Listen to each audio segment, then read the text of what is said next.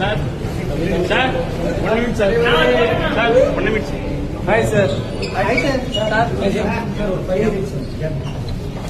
light away. Sir, நம்ம ஹாஸ்டல்ல இவ்வளவு வசதியா நம்ம கொடுத்தோம். ஏகப்பட்ட முறைகள் வந்து எக்கச்சக்கமா இருந்துகிட்டே தான் இருக்கு. போன வருஷமே இது சம்பந்தமா அனைத்து இந்திய மாணவர் பெருமன்றம் சார்பா AISF சார்பா இங்க இருக்கிற மாணவர்கள் எல்லாம் சேர்ந்து கீழே முற்றுகை போராட்டம் எடுத்தோம். ஒரு கேள்வி கேட்கும் போது மட்டும்தான் அந்த உணவு தரமான உணவா வருது. அதுக்கப்புறம் வந்து அந்த உணவு தரமற்றமா தான் வருது. ஊழியர்கள் வந்து மாணவர்களை படிக்கிற மாணவர்கள் எல்லாமே ஏழை மாணவர்கள், எளிய மாணவர்கள் தான்.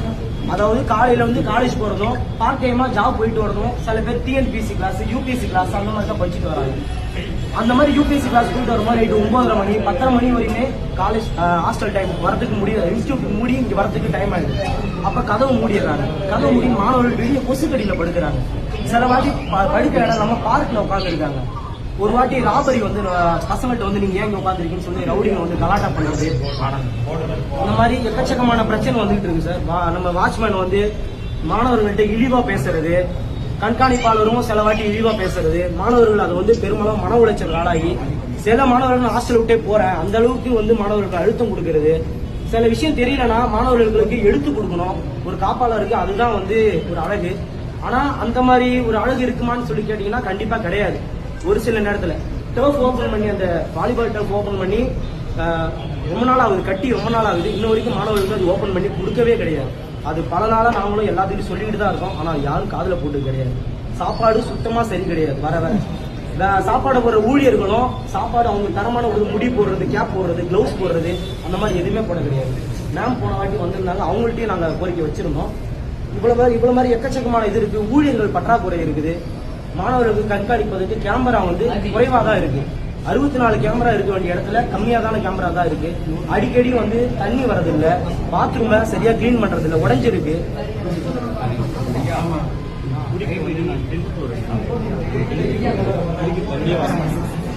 ஒரே கேமரா மட்டும்தான் இருக்கு. அது வயசு வட்டம் மட்டும்தான் இருக்கு. நம்ம குடிக்கவே முடியல. ஒன்னெல்லாம் ஒரு மாதிரியா இருக்கு. ஆர்வம் வந்து அதே போல கழிவறை பாத்தீங்கன்னா சார் இருக்கு சார், இருக்கு சார். ஆனா ரிப்பேரா இருக்கு சார், ரிப்பேரா இருக்கு. வாங்க சார், மேல ரொம்ப பார்ப்போம். ரிப்பேரா இருக்கு சார்.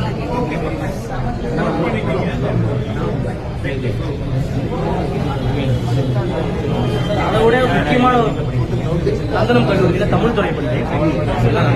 2ஆம் ஆண்டு.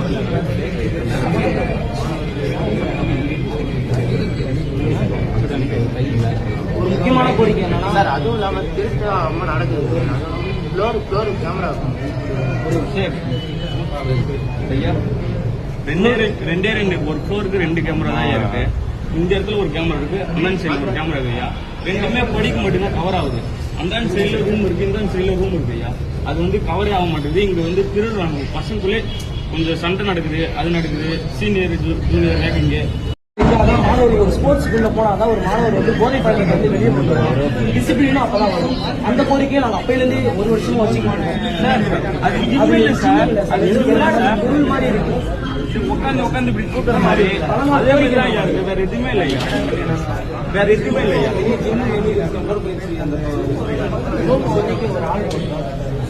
ஐயா அந்த சாப்பாடு வந்து மெயின் ஐயா. சாப்பாடு நல்லா இருக்கு. ரொம்ப ரொம்ப ரொம்ப ரொம்ப இதுவாக இருக்கு ஐயா. வாயிலே வைக்க முடியல. சாப்பாடு கூட பாருங்க.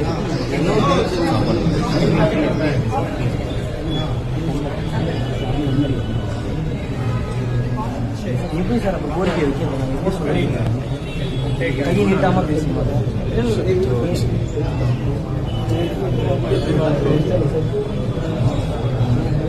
சாப்பாடு மட்டும் கொஞ்சம் பாருங்க.